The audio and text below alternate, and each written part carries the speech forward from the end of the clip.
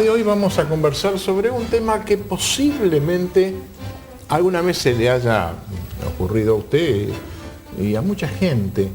Es decir, ¿qué relación hay entre eso que se llama los intelectuales y cómo influyen en la formación y en la actitud y en la actividad de la dirigencia, y particularmente de la dirigencia política? Hoy tenemos algunas expresiones. En general, un político cuando entra a plantear la posibilidad de ascender a determinado cargo, trata de tener siempre un núcleo de intelectuales, entre comillas, que lo apoyen. Se dice, todo este grupo de intelectuales apoyan a fulano. ¿Qué significa eso? Hay una influencia en el pensamiento. A veces se dice que nuestros políticos adolecen de formación.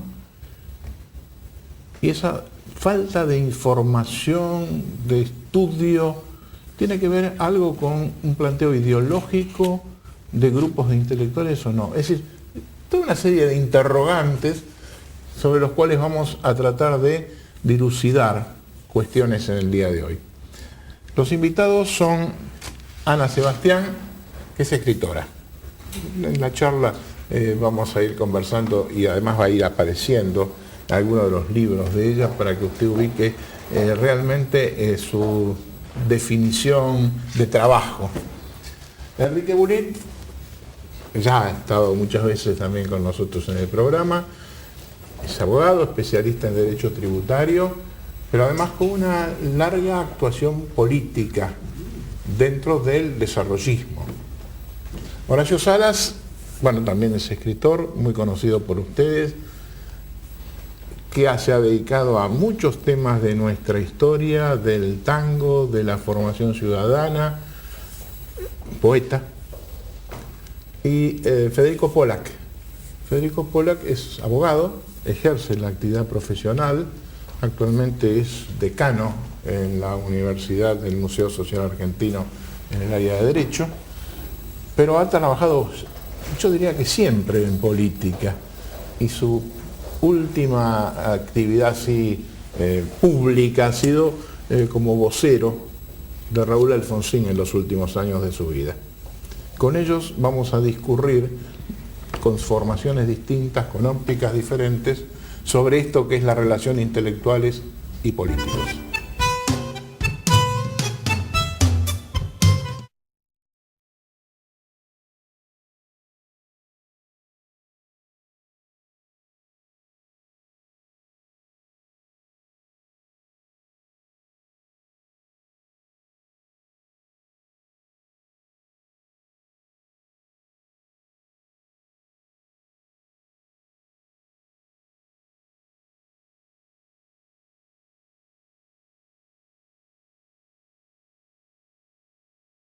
Bueno, iniciamos entonces, y Horacio, puede ser hombre de más canas, me parece. Todos dijeron que empiece Horacio. No, de más canas tirarme porque, el muerto. Porque además tenés barba, entonces parece que tuvieras más que algunos de nosotros. Más abuelito. No, bueno, yo creo que no, algo que dijiste, que cuando llega un político a determinado lugar busca que lo rodeen los intelectuales. Eso no es así. Pero por lo menos hay declaraciones, busca que lo rodeen los apoyamos. punteros, busca que lo rodee determinada gente, busca que lo acompañen los políticos en general, o algunos sindicalistas. Pero los intelectuales es casi una palabra que está muy desacreditada. Había intelectuales importantes en el siglo XIX, sin duda. Los políticos argentinos del siglo XIX casi todos eran intelectuales. Ellos mismos. Ellos mismos, claro. Desde Sarmiento, Mitre, Mansilla, José Hernández, eran intelectuales y grandes intelectuales. Después se fue separando un poco, pero había gente que tenía peso con lo que decía. El caso en el mundo católico fue muy importante Manuel Gálvez, por ejemplo, que inclusive dentro de sus novelas, dentro de sus biografías, pesó mucho. Pero yo creo que después, con el curso de los años, la política se fue haciendo mucho más cerrada, política por los políticos, y solamente en ese caso. Yo creo que uno de los últimos intelectuales, bueno, antes vamos a ponerlo a Leopoldo Lugones, que sí fue el poeta nacional y que sí, bueno, era un asesor del gobierno de Uriburu y escribió el manifiesto de Uriburu, pero después muy poca importancia. Creo sí en un nombre que durante mucho tiempo fue una figura que los medios lo iban a buscar, los políticos lo iban a buscar, que era Ernesto Sábato. Es decir, a partir del silencio de Ernesto Sábato por su enfermedad, ya nadie recuerda eso y nadie ha ocupado. Quizá un poquito para los lectores de La Nación, por ejemplo, hoy tiene peso Santiago Kovadlov, sin duda, pero no tiene el peso que podía tener un autor del siglo XIX, porque además tenía actividad política. Llegaron varios de estos nombres que dije a la presidencia de la República. Y hoy yo creo que nadie le hace mucho caso. Inclusive recuerdo que en las plataformas, en la elección que salió ganador de la Rúa, los partidos ninguno recordaba el tema de la cultura. Esto es una realidad, pese a que, por ejemplo, el radicalismo tenía nombres muy importantes, y voy a citar uno solo, pero nombres muy importantes dentro de todo ese esquema, como Rodolfo Terraño. Sin embargo, la alianza salió sin nada, ni una mención sobre la cultura, y yo decía, ¿por qué no ponen algo que es barato? Además es gratis, en total nadie hace nada por la cultura en ningún gobierno. Una breve exposición de cada uno y después entramos al diálogo sobre esto.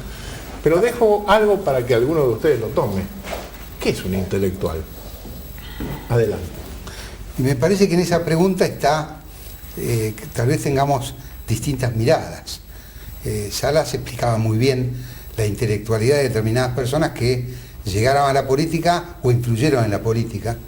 Pero me parece que más acá, en el tiempo, ha habido políticos que entendieron que además de la mesa política común que deben tener y además de los equipos técnicos, tiene que haber un conjunto de intelectuales que diseñen una estrategia política y terminen dando un rumbo determinado a la cual los políticos no son capaces. El primer ejemplo, me parece muy claro, es el de Arturo Frondizi, porque Arturo Frondizi, él mismo era un intelectual, pero tenía varios think tanks dando vuelta por allí, cada uno luchando con una estrategia o ideología determinada. Algunos venían del nacionalismo católico, otros del PC o de la izquierda más fuerte, otros radicales, y Frondizi se preocupó de eso. El otro que se preocupó claramente fue Raúl Alfonsín, porque Raúl Alfonsín tenía al lado a cientistas políticos, a politólogos, tenía un politólogo de cabecera, que uno le decía, lo tenía en la mesa de luz, que era Portantiero. Nino,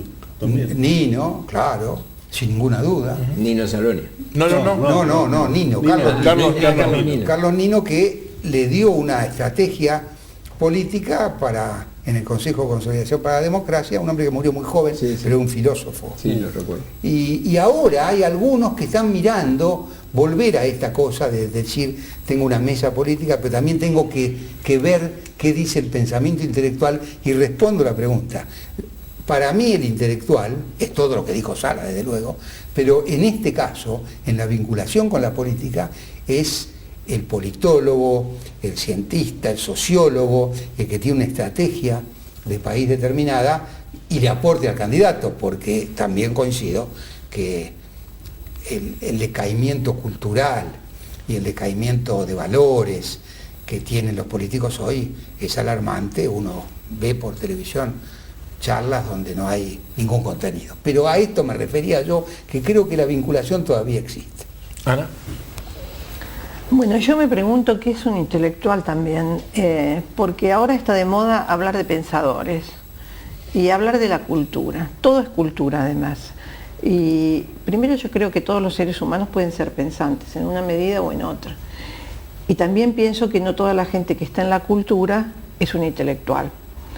Hay pintores que fueron intelectuales y hay pintores que no van a ser nunca más que pintores. Y lo mismo pasa inclusive con los escritores. Yo creo que es como un paso más allá. Y lo que sí creo es que, no sé, como diría, si no me equivoco, Platón, el intelectual está más allá de la política, independientemente de que en algún momento, por alguna circunstancia X, tenga un compromiso con alguna posición política. Porque pienso que lo que tiene que caracterizar al intelectual o a la persona que pretende ir un poco más de esa vulgarización que es el pensador, es justamente la independencia de criterios. Y si bien uno por razones históricas, sentimentales, inclusive hasta familiares, puede adherir en determinado momento a determinadas acciones, tiene que tener siempre la libertad de estar fuera de las corporaciones. Y eso es un problema muy serio para el verdadero intelectual, me parece a mí. Es muy serio en todos los regímenes. Los intelectuales, inclusive en la generación mía, que yo pertenezco a la generación del 60 y la generación que fue muy activa políticamente, bueno, no les gustaba que uno pensara por fuera de lo que decían los dirigentes. Tenía que acatar lo que decían los dirigentes, que además se consideraban intelectuales, cuando no siempre lo eran.